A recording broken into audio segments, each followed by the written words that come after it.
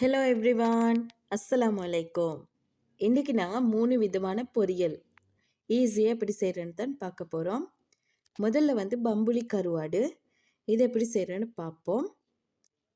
இதுக்கு பம்புளி கருவாடை நீங்கள் 2 பக்கமும் நல்லா கட் பண்ணி க்ளீன் பண்ணி எடுத்துக்கோங்க. இதில் தலையையும் வாலையும் நல்லா கட் பண்ணி எடுத்துக்கோங்க. இப்போ இது சின்ன சின்ன துண்டுகளாக அரிஞ்சு எடுங்க. அடுத்தது இது நல்லா சுடு தண்ணியில் கழுவி எடுத்துக்கொள்ளணும்.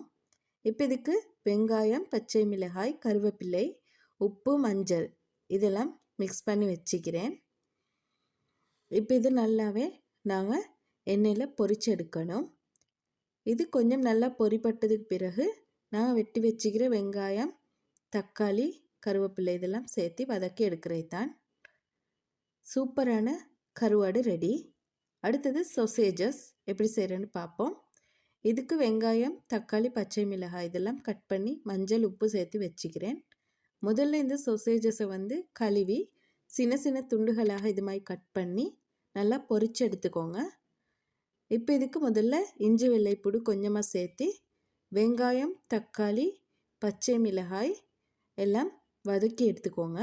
அடுத்து இது கொஞ்சம் மஞ்சள் தூள், உப்பு சேர்த்து வதக்கி எடுத்துகிட்டு நாங்கள் பொரித்து வச்சுக்கிற சொசேஜஸ் எல்லாம் இதோட மிக்ஸ் பண்ணிக்கோங்க.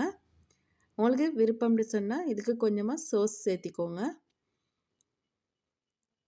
இப்போது சுவையான சொசேஜஸ் ரெடி. இதுக்கு இன்னும் சுவையை கூட்டணும் அப்படின்னு சொன்னால் மிளகாய்த்தூள், மிளகுத்தூள் இது ரெண்டும் சேர்த்துக்கொள்ளலாம் உங்களுக்கு. அடுத்தது சிக்கன் பொரியல் எப்படி செய்கிறேன்னு பார்ப்போம்.